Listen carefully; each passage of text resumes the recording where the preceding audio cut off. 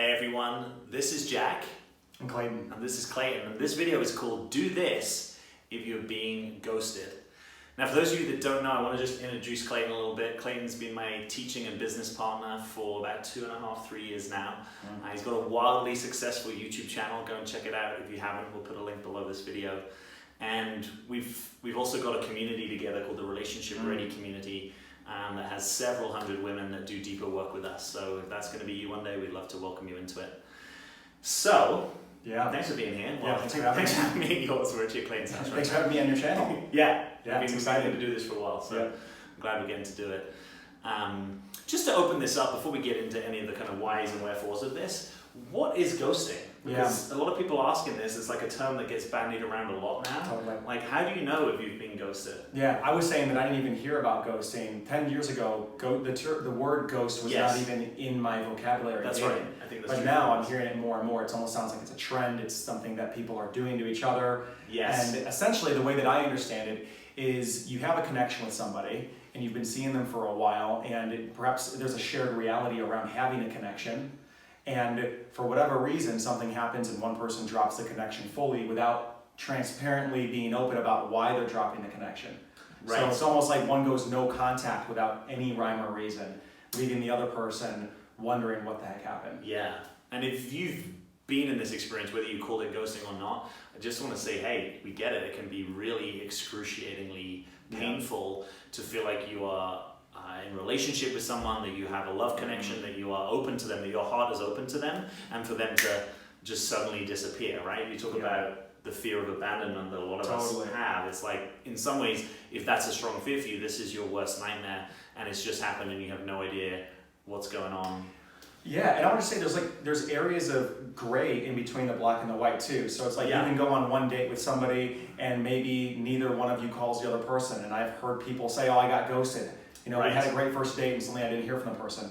Okay, that's one level of ghosting, and we could talk to both people, and in some ways it's a matter of opinion about whether or not that person is owed an explanation of why they didn't call you. Well, there are no rules really, right? In dating, until you have an agreement with someone, it's kind of the Wild West. Exactly. Yeah, and then you have the more extreme where perhaps the two of you are talking about building a future together. Yes. And there's some real feelings there, and you are showing up in their life and they're letting you know that you are something that's precious and unique, and they want to move forward with things, and then suddenly there's no contact. Yeah. And I mean, it's those kind of situations that can just tear your heart open and leave you in a place of complete confusion, wanting to throw in the towel and not even date or open your heart anymore. Totally. And if you're in that position and you're a woman watching this video, both of our hearts go out for you, because it is a horrible spot to be in, and really sorry if that's the case right now, because it's a tough place to be. Yeah. So let's get into the so what can you do? Yeah. Like what are your options? Because one of the things that and we were talking a little bit before this video, just off camera, I was saying, wouldn't it be great if it were available to a woman to be able to get to the place to say, you know, I was kind of jokingly calling it gratitude for ghosting. Right. And kind of what I meant by that is, rather than it being a narrative that reflects on you, right? Like, I must have done something wrong, or I'm not good enough, or I'm not worthy enough, that actually you kind of leave it over there with him, right? The ghosting is kind of on him. Now, you know, he may have any number of reasons that he could articulate or not if we got into it, but just to be in the perspective that he isn't your guy if he's ghosted you, right? That is not the way that you build a relationship longer term with someone. And so could there be a place where you actually trust, oh, okay, this is devastatingly painful, and sort of thank you, because I'd rather you did it now than 2 years down the line, or me really feeling like we're building a life together. So what do you think about that? Is that possible, or is that just too much of an ask to get to that? I think intellectually speaking, someone can stand in that position, that perspective, and say, yes, like, this person is not my person because of what they've done. But if we are emotionally attached to them, that younger part of us that's experiencing that abandonment is going to have a really hard time getting behind that and fully believing it, and not taking personally the actions of the other person, especially if there's a real connection and a shared reality. So I think that is the maneuver, that is the ideal maneuver to make, is to get to a place where you say, that person's actions are a reflection of them, not a reflection of my worth. And perhaps to get to that, to unravel it, I think it's important to talk a little bit about why a man might ghost in the first place. And so one reason that, and by the way, the reason why I want to talk a little bit about why a guy might ghost is so that we can, let's just say, dethrone the reason that is, it has to do with your worth, it has to do with your value, that you're not young enough, pretty enough, special enough for him. But maybe there's other things that are going on. Like number one, maybe the guy's a coward. Wow. Right? Maybe the guy's just straight up does not have it in him to be in a transparent conversation where he is revealing his truth to you because it's too uncomfortable for him, so he runs. Not justifying that, but we're letting you know that, look, there are a lot of guys that will not be able to handle negative emotions. They don't want to cause any more pain. So counterintuitively, they think that not telling you is going to somehow ease the blow for you, when really it leaves you in a place of even more pain because you're left with this open loop in your life. Right? But not every guy knows that. So a guy will avoid it, thinking that maybe he'll hit you up a little bit later because maybe he's confused on his side of things. He's not sure whether he wants it to be final or not, or cut you off. So he's maybe letting things linger, and then he'll reach out to you later, not realizing the pain that you're in. So that could be one perspective that he's in. Yeah, I want to say something about that because to me, the essence of this, if we just take it out of even just the ghosting realm, is to do with the relationship between truth and harmony. Right? And some guys and women are going to have a value of harmony over truth. That's more likely to be the guy who wants to keep the relationship intact in some way or not hurt you, so he's not actually willing to sit down and say, hey, there's a kind of cold hard truth that we need to talk about. And I have had the experience, like if I even think back to my previous dating life, of a very strong sense that actually the woman I'm connecting with doesn't want to have a truthful conversation, doesn't actually want to know that maybe this isn't going to go somewhere, would rather kind of just enjoy it for what it is. So I want to articulate that there's not only maliciousness or not only cowardice that may have a guy show up like this.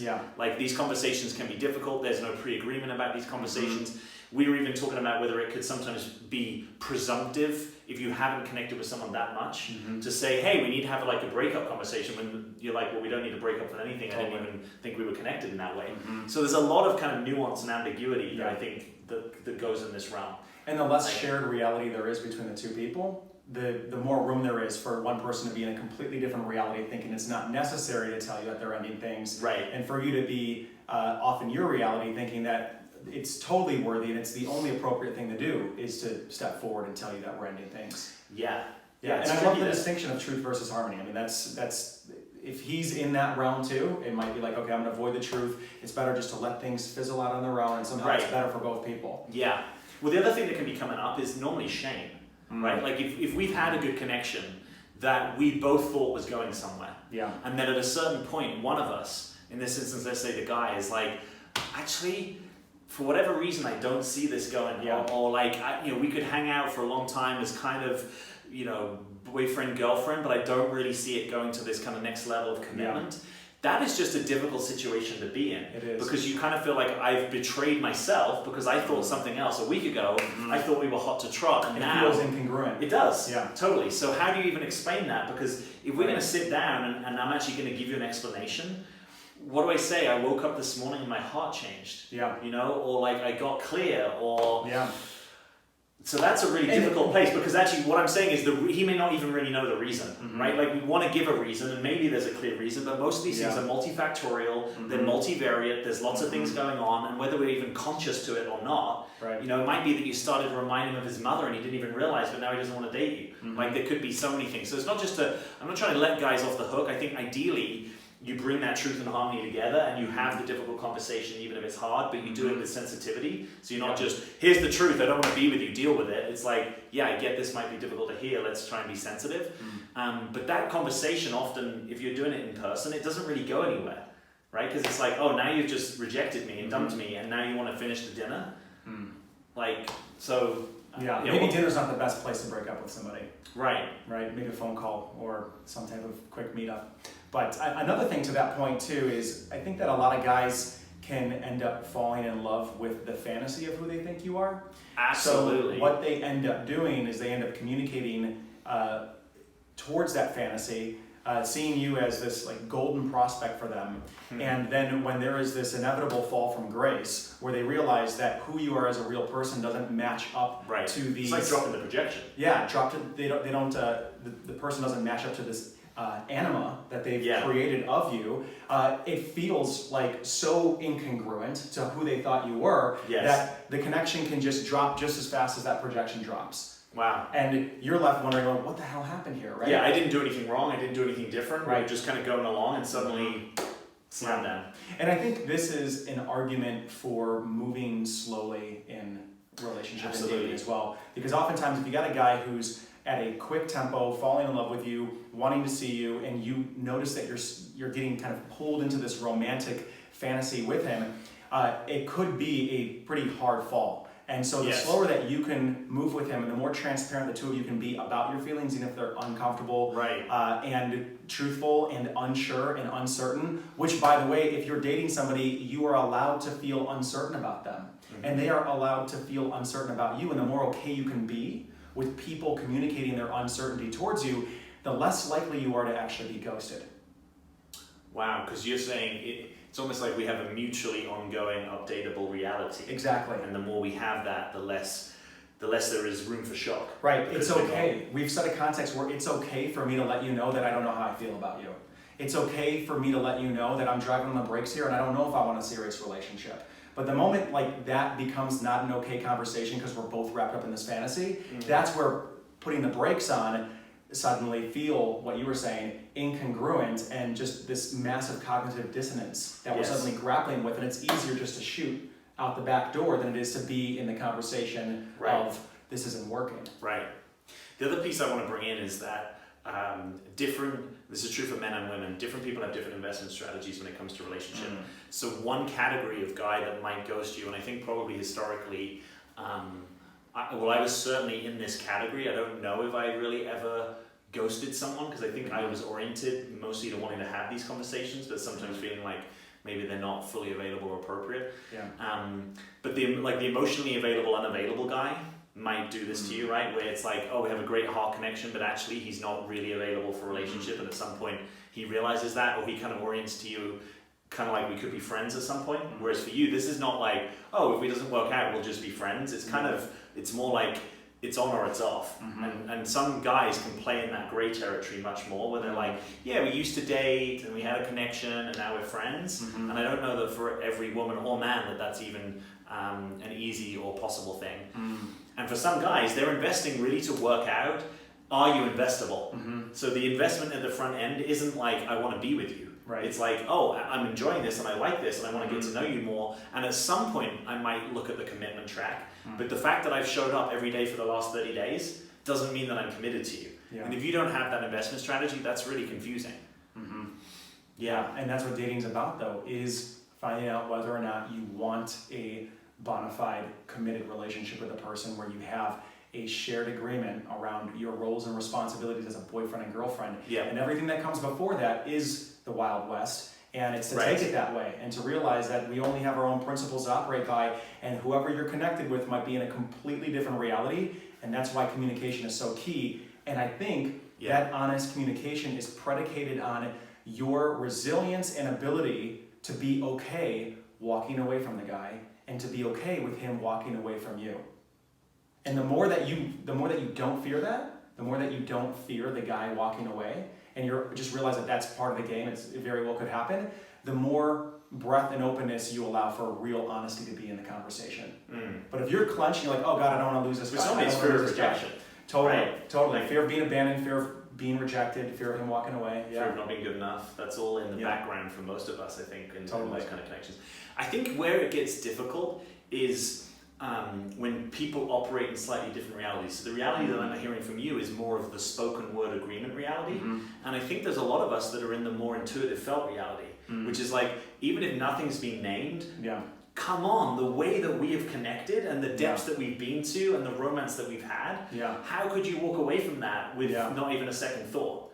So I think that's sometimes, it's almost like feeler thinker kind of polarity of like, for some people there's like an unspokenness, which can get you into trouble, right? So if this is true for you, what Clayton's saying is probably the way out, right? Is to have a little bit less of the unspokenness, but it's also kind of romantic, right? If on the second date, I'm like, hey Clayton, can we draw up some agreements about, it's not really in the flow and in the romance and in the wanderlust of it. You know? So is there a way out of that? Or is it just like, kind of, if you want the whole just unspoken romance, you kind of risk that at some point the rug could be pulled, and that's the risk that you take. Or your way in some ways is a little bit more cautious, right? It's kind of, we talk about it, we know where we're at, or maybe not cautious, but kind of more revealed rather than more unrevealed.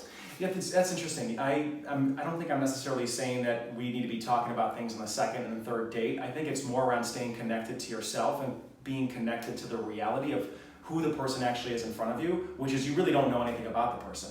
You know a little bit about them, but not allowing yourself to get dragged into this romantic fantasy of who you want them to be. Sure. I think that's more what I'm talking about. I think the spoken word piece is a great way to start to build a shared reality. Yes. Because if you are just going off of intuition, I mean, it can be very difficult to I think, feel whether or not, or to determine whether that person is feeling the same way about you as you are about them. Right? And I think everybody has different type of relating strategies based on their childhood as well. Yes. Right? Around how they attach to the opposite sex and what you might interpret as, oh my God, this is committed love, or somebody is really devoted to me, could just be that they're having a great time and they're doing that with multiple women.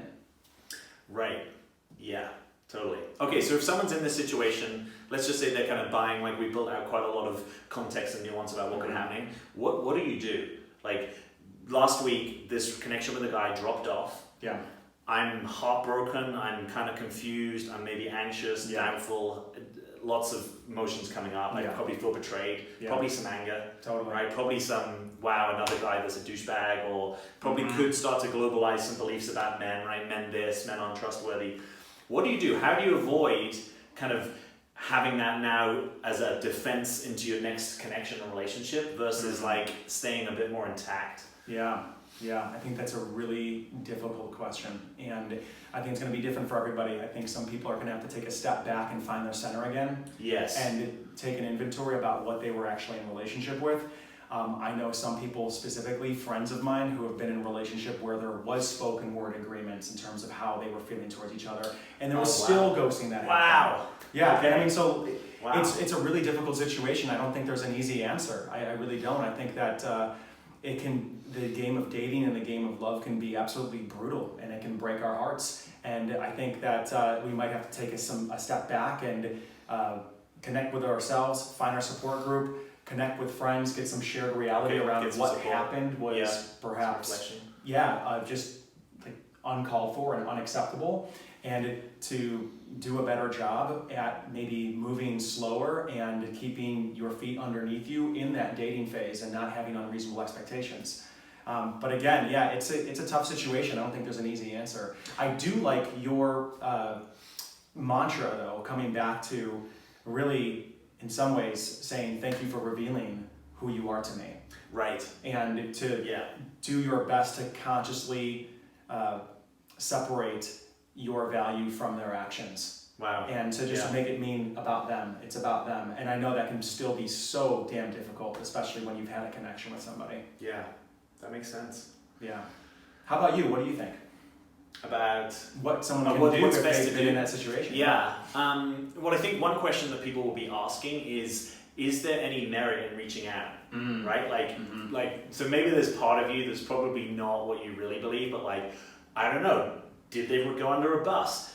Did their iPhone explode? Or like, is there any reason that could legitimately explain that they've not been in contact? Yeah. Right? Now, probably the percentage of times where that's an actual thing is probably super rare. And I still think if you had a meaningful connection with someone and you lost your phone, you might imagine, right, you're still going to be able to like shoot them an email or tell their friend, or that's probably not going on. Yeah. Right. But I think sometimes we run those scenarios. So if we assume that's not going on, then it's like, do I let them know, hey, we had a great connection and I kind of miss it and you've dropped off the map? Yeah. Like, are you just asking for another round of rejection, or is it good to be authentic and vulnerable and reveal some of your experience? I mean, so if I'm in this situation, I would probably close the door and speak that out there so that I could move on fully and take the power back. So if I got ghosted by somebody, I might reach back out and say something to the effect of, hey, I really enjoyed the connection that we had, and also it seems like you've completely disappeared off the map without any explanation. In my world, that's unacceptable, and I really would have appreciated some type of communication, but it doesn't seem that we share that value. So I'm gonna go ahead and end this. It was nice getting to know you. Best of luck to you. Okay. And that's it, and I would walk away, and I would do that from a place of taking the power back, cutting things off, and moving on from there with being able to put that chapter behind me. Okay, so in service of kind of closure and moving on. Yeah, not in service of trying to get a reaction or change the game to have them chasing me. Like exactly. Straightforward. Just straightforward. Exactly. And I would be doing it for me. I would not even be doing it for them. Right. Totally. Yeah. Would you ever have any curiosity about their experience or like what's going on? Like, does it help people to hear it from the person? Like, let's say someone has ghosted you, but if you push them or if you just made a direct request, they might say, all right, actually, I'm seeing someone else. Or, all right, I discovered that I no longer want to date women. Or, whatever might be true for them. I think it depends on the length of time with the ghost and how the conclusion that I've come to. If I have some curiosity in me, I might ask directly. Right. But if I don't have any curiosity because I've essentially, it's been caked over with a feeling of a lack of respect on their part, I might just be shut down and say, hey, you know what, this scenario is unacceptable, I'm going to move on. And if I'm feeling like curiosity or them getting something from them in terms of an explanation might be helpful for me to be able to move on, I might directly ask for that. Okay. But I think it depends on the situation. It's kind of in service of what you need. Yeah, exactly. I mean, how would you approach it? I don't know. I mean, the thing that you're talking about of like, hey, this is unacceptable, I'm done, I'm moving on. Yeah. My imagination is that is not going to be the easiest or strongest muscle for everyone, right? Like either because you've never done that or because you actually just feel completely devastated. And so that maneuver of like, oh, cool, I'm going to bring the power back into, it's kind of like a self-reliant maneuver in some ways, right? Like I'm going to send it back to myself. Yeah. And for some people, particularly if they're on the more anxious side, that's going to be like a very difficult maneuver. It might even be unavailable. So I'm kind of curious in that situation, is there anything else that we would counsel people? I mean, obviously, like getting support, getting reflection, maybe engaging with a professional, right? Getting a coach or someone that can really support you through this. But what about if it's been like a recurrent pattern? Yeah. You're like, oh my God, this is ghosting central. I mean, this is Halloween every day of the week. Come on.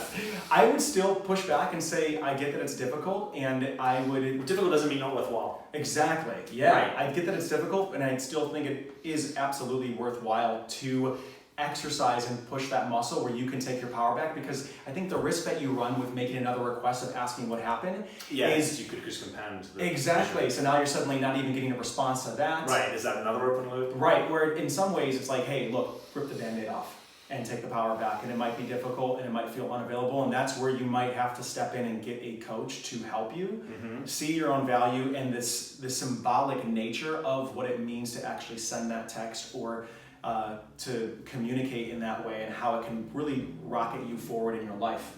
Because I think it's a declaration. It's not just a I'm done with you, but it's almost a I'm done with this pattern. And I think there's something super powerful about that. So it doesn't need to be isolated to this specific incident. It can be a declaration that you make to yourself and to life to take the power back in this scenario and be able to move forward without any baggage. Yeah. To the best of your ability. Totally. Yeah. One thing I'm just going to throw in there, and then I think we need to kind of wrap this, is in terms of avoiding this in the future, right? So if you've had this experience and you're like, oh, I want to get back out there, but I really don't want this to happen again. One of the things that you might be able to pay attention to is what is the guy's relationship with speaking the truth, right? So to kind of your point earlier, like, is this someone that you notice is able to tell you something that might be difficult for you to hear, or is able to have a difference of opinion with you, or is able to really claim and name what they are or aren't available for at the beginning of connecting with you? Because that might just give you a little bit more inclination to understand where you're actually at with him. My sense is that this is more of a problem for guys that don't have any relationship with the truth. And so they just kind of like, okay, cool, it's too painful for me to tell you that I was wrong, or I've had a shift in view, or I feel so shamed about that. So look at the guy's relationship with truth. Maybe even look at his relationship with what happens when he feels shame about something. Like, is he able to bring it, or is he just kind of like diffuse that into his own kind of patterns? Yeah, I think that's a really good thing to be looking out for. And it just, what it brings up for me is, I just think there's so many guys that have a hard time dealing with upsetting course, because ultimately we don't want to upset our mothers, right? Like if you just kind of even put that in a bigger basket, like you might have learned as a guy early on in your life, like, yeah, there's certain things I just don't talk about or I don't reveal because I actually don't want you to blow up on me or I don't want to put defenses. And so that's scary to me. And that might sound weird to hear that a grown man is going to be scared of that, but I think that's kind of the emotional reality for a lot of men. I think, and I think a woman's emotional sine wave in some ways is just, it's a lot of men don't have the capacity to handle that. They don't think that they have the capacity to handle that, and so they bolt rather than actually opening up the floodgates to experience that. And we're not saying that that's justified necessarily. I think in some ways it's just an explanation of this guy's lack of capacity to be able to handle what he feels might be a reaction from you. And perhaps it would do him good to be able to stand in that and experience it. I think that it's a good edge for a lot of men, I think especially if they want to be in a relationship with a woman, is to be able to hold space for a woman's anger, sadness, depression, emotional experience. To be able to be there with it. Yeah, totally. Well, I think that group of men is growing in the world. Yeah. I think it is too, and I also think that just one last piece around the ghosting, if the guy's not actually able to handle that with you, then he is not going to be a good partner. Wow. Right? So if he's not able to stand... So then it's like ghosting is good in that context. Exactly, like right. He's proving this, that he doesn't have the container to be able to handle you in a state that might be negative. And if he can't handle you in a state that might be negative, he's not going to be able to handle you in a relationship. Yeah, I like that. That seems true to me. Yeah. Yeah. All right, well, thanks.